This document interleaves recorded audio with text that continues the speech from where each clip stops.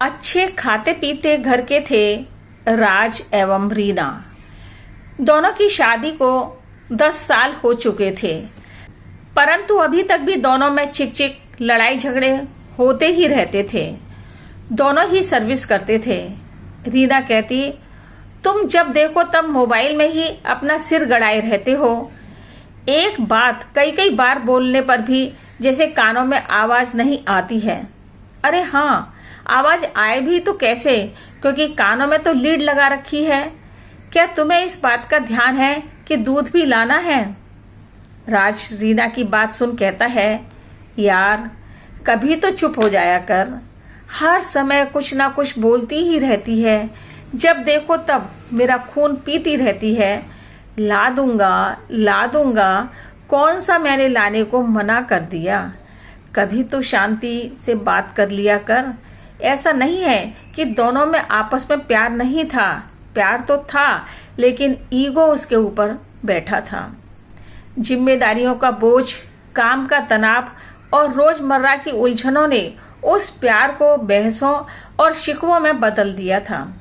Reena service के साथ साथ घर भी संभालती थी, परंतु राज सोचता था कि अब इसने मेरी तरफ ध्यान देना कम कर दिया है। राज कहता, तुम्हारे पास मेरे लिए समय नहीं है, तुम बदलती जा रही हो। प्यार कम नहीं हुआ था, बल्कि प्यार जताने का माध्यम अलग हो गया था। ताने, शिकायतों और छोटी छोटी बातों पर झगड़े उनकी दिनचर्या का हिस्सा तो बन चुके थे, प्यार दिखाने का भी एक नया तरीका बन चुके थे। रीना अक्सर कहती, अगर मैं एक दिन चली गई ना तो तुम बहुत पछताओगे। राज हंसकर कहता, हाँ, जैसे तुम्हारे बिना तो मेरी जिंदगी रुक जाएगी, एक पिंजड़े में बंद हो जाएगी। लेकिन यह क्या पता था कि सचमुच एक दिन ऐसा हो जाएगा। रोज की भांति आज भी रीना ऑफिस जा रही थी। तभी राज ने ताने मारते हुए कहा, तुम्हें ऑफिस ही प्यारा है, तुम्हें ऑफिस ही ज्यादा प्यारा है, ये घर और मैं तो बस बोझ बन गए हैं। रीना ने पलटवार नहीं किया, पर उसकी डबडबाई आंखों ने बहुत कुछ कह दिया था। रीना गाड़ी पार्क कर सड़क क्रॉस कर रही थी कि एक गाड़ी उसे हिट करके निकल गई। क्या पता था इतनी जल्दी रीना की बात सच हो जाएगी। उसको हॉस्पिटल भी ले जाने का समय नहीं मिलेगा, वहीं पर प्राण त्याग देगी। हमेशा के लिए राज को छोड़कर भगवान को प्यारी हो जाएगी।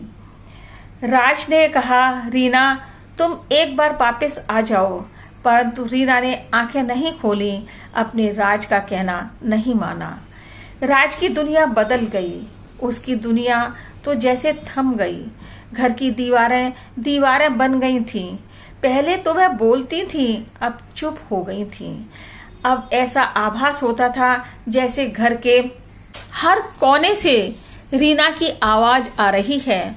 उसके ताने अब मिठास भरने लगे थे।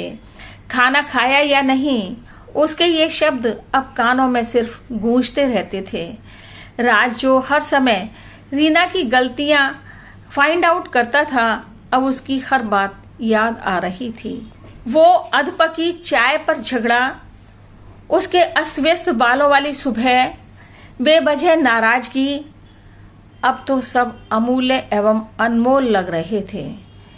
घर की वो जगह सूनी सूनी लग रही थी जहां पर वह बैठकर फोन से बात किया करती थी।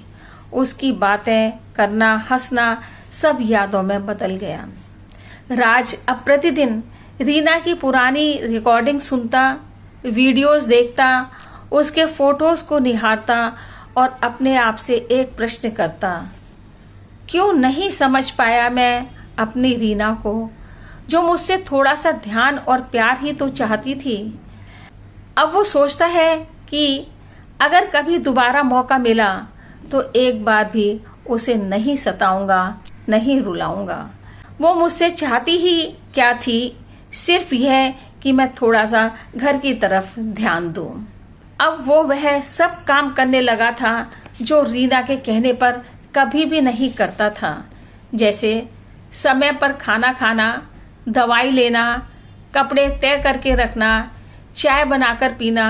लेकिन अब कोई उसे काम करते देखने वाला नहीं था, ना ही कोई मुस्कुराने वाला था और ना ही अप्रिशिएट करने वाला। प्रतिदिन रीना की फोटो से बात करके कहता, रीना हो सके तो मुझे माफ कर देना। असल में मैं तुम्हारे योग्य नहीं था, इसलिए ही तुम मुझे छोड़कर इतनी जल्दी चली गई। लेकिन अब मैं सुधर गया हूँ, पर अब क्या फायदा। पर फिर भी तुम मुझे माफ कर देना। अगर वक्त पीछे जा सकता तो तुम्हें मैं हर दिन सिर्फ प्यार करता, सिर्फ प्यार करता। अब मैं भी जल्दी ऊपर तुम्हारे पास आने की कोशिश करता हूँ। जो हमारे अधूरे सपने थे उन्हें पूरा करेंगे। काश मैंने कभी तुम्हारे सिर पर प्यार से हाथ फेरा होता। लेकिन कुछ रिश्ते सिर्फ यादों में ही मुकम्मल होते हैं, यादगार बनकर रह जाते हैं। राज ऑफिस से आकर घर में बैठा अतीत के पन्नों को पलटने की कोशिश कर रहा था। बहुत ठंडी सुबह थी। सूरज ने अभी पूरी तरह से धरती को छुआ भी नहीं था। सर्द हवा बदन को चीरती जा रही थी।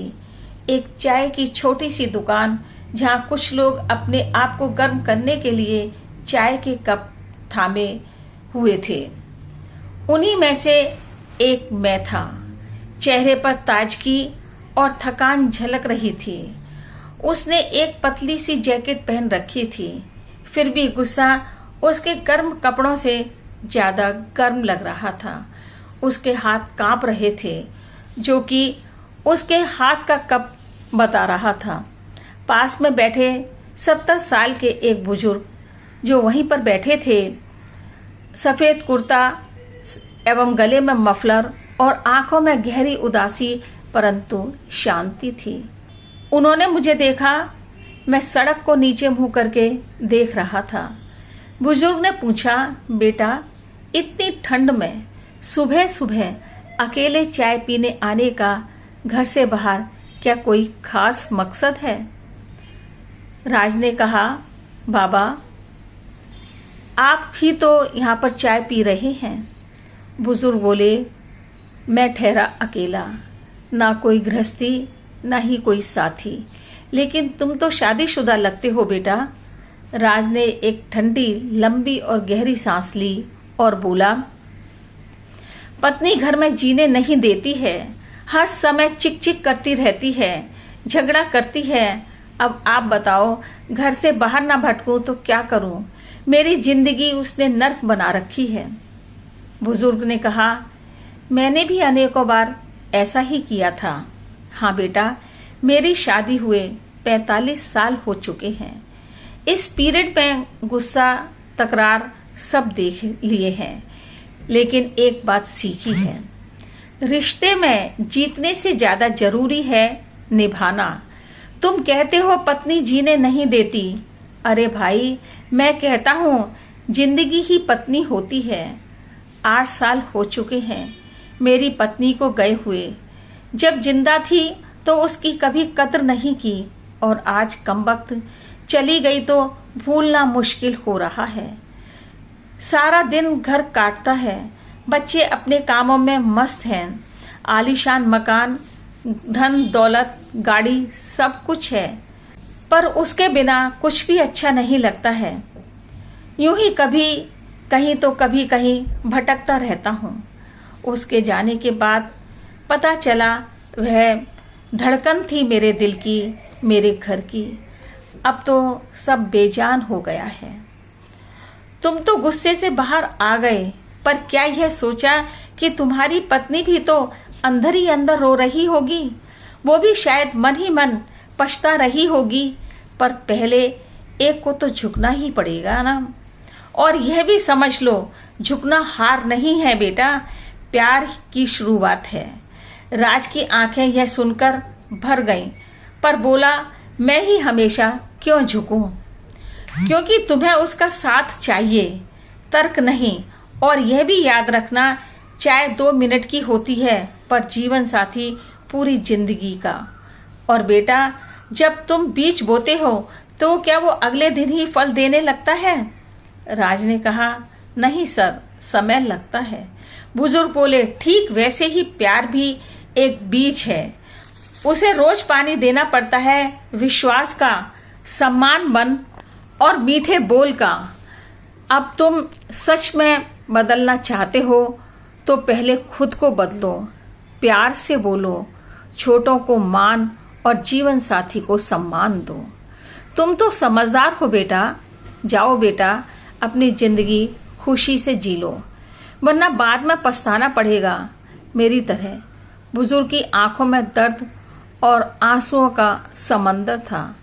उस व्यक्ति ने चाय वाले को पैसे दिए, नजर भर बुजुर्ग को देखा। राज ने बुजुर्ग का दिल से धन्यवाद किया और कहा, अंकल, यह चाय जिंदगी की सबसे कीमती और काम की चाय थी। हवा तो अब भी सर्द चल रही थी, परंतु अब उसका मन हल्का और दिल गर्म था। राज ने 1 मिनट भी खराब नहीं किया और घर को चला गया। पत्नी को दूर से ही देख लिया। डबडबाई आंखों से निहार रही पत्नी चिंतित दरवाजे पर खड़ी थी। बोली, कहाँ चले गए थे? जैकेट भी मोटा वाला नहीं पहना, ठंड लग जाएगी तो। राज बोला, तुम भी तो बिना स्वेटर के खड़ी हो। दोनों एक दूसरे को प्यार भरी नजरों से देख रहे थे। तभी राज जैसे स्वप्न से जागा और फूट फूट कर रोने लगा। रीना, मैंने जो गलतियां की हैं उससे कैसे बाहर आऊं? रीना, मैंने जो गलतियां की हैं उनसे कैसे बाहर आऊं? तुमसे कैसे मिलूं? रीना से संबंधित हर बात उसके दिल को चीरने लगी थी। राज अब समझ चुका था कि झगड़े रिश्ते की कमजोरी नहीं, उसकी गहराई की निशानी होते हैं। रीना चली गई, लेकिन उसके साथ राज का सारा गुस्सा भी काफूर हो गया था। अब जो बचा था वो सिर्फ सन्नाटा था और यादें। उस सन्नाटे में वह हर बात सोचता था। कभी कभी हम अपने सबसे करीब लोगों की अहमियत उसकी गैर मौजूदगी में ही समझ पाते हैं। कितनी बार मैंने उसे चुप करवा दिया, पर अब जब वो हमेशा के लिए चुप हो गई है तो ये सन्नाटा मेरी रूह को चीर रहा है। मैंने उसकी परवाह करना बंद कर दिया था, लेकिन उसने आखिरी वक्त तक मेरी हर जरूरत का ख्याल रखा। रीना, काश तुम मुझसे एक बार फिर लड़ती, एक बार फिर तकरार करती, एक बार फिर कहती, राज तुम बहुत जिद्दी हो, हमेशा अपनी बात मनवाते हो। कभी कभी जिंदगी हमें झटका देती है ताकि हम महसूस कर सकें कि जो हमारे पास है वो अनमोल है, अमूल्य है, और फिर कहीं उसे समझने में देर ना हो जाए।